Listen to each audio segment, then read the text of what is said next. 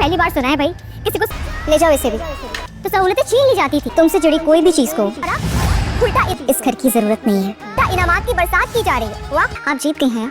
और ये बात, पहली बात तो ये कि आसिया पप्पो कहाँ जाए, और ये बात गलत होने के बावजूद, और दूसरी बात ये फैसला अम्मी जान का है। नफरत मोहब्बत से ज्यादा ताकतवर होती है। बारे में ना सोचो तो बेहतर है। अस्सलाम वालेकुम नाज़रीन, हया ड्रामे के नेक्स्ट एपिसोड में देखेंगे कि इरम और उसकी माँ जा रहे हैं घर छोड़ के। क्रेडिट गोज़ टू हया। हया तो यही चाहती थी, लेकिन जब इस घर से जा रहे होते हैं तो इरम का मामू यानी कि रोहान का बाप जो है वो उसकी अपनी बहन को, इरम की माँ को कोई फ़ाइल पकड़ा रहा होता है तो हया देखती है, उसे बिल्कुल बर्दाश्त नहीं होता। जाके रोहान के आगे शोर मचाना शुरू कर देती है। कहती है कि पहली दफ़ा देखा कोई गलत काम करे और बजाय उसको सज़ा मिलने के इधर उल्टा इनामात दिए जा रहे हैं, बजाय उनको खाली हाथ घर से निकालने के। अंकल पता नहीं उनको क्या दे रहे थे। तो रोहान कहता है पहली बात तो ये कि पप्पो का ना इस जायदाद में इतना हिस्सा बनता है तो उनको उनका हिस्सा मिल रहा होगा, और दूसरी बात ये कि ये फ़ैसला अम्मी ने किया और अम्मी ने जो फ़ैसला भी करती हैं ठीक ही करती हैं, और उनके फ़ैसले के आगे कोई नहीं बोलता, इसलिए तुम्हें ज़्यादा सोचने की ज़रूरत नहीं है।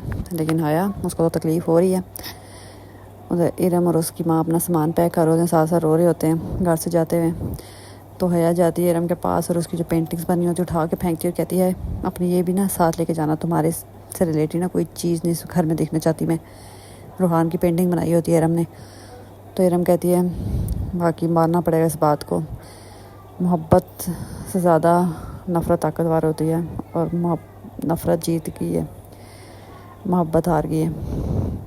हया को एक दो और बातें भी सुनाती है और फिर चली जाती है। हया को पीछे इतना गुस्सा आता है, बाकी जो इधर चीज़ें पड़ी होती है उठा उठा के फेंकना शुरू कर देती है। इरम तो सुकून से यहाँ से चली गई अपनी माँ के साथ, लेकिन पीछे हया ही तड़प पड़ी है गुस्से में। इतना कुछ कर दिया इरम और उसकी माँ के साथ भी, लेकिन फिर भी उसके दिल को सुकून नहीं मिला। खैर अब उसने इरम को तो निकाल दिया इस घर से। अब अगला टारगेट उसका पता नहीं कौन होगा, क्योंकि वो रोहान की माँ की जगह लेना चाहती है। इसलिए सबसे पहले उसने इरम को चलता किया। इरम उसकी हर प्लानिंग को पहले जो समझ जाती थी और अपनी ममानी को बता देती थी।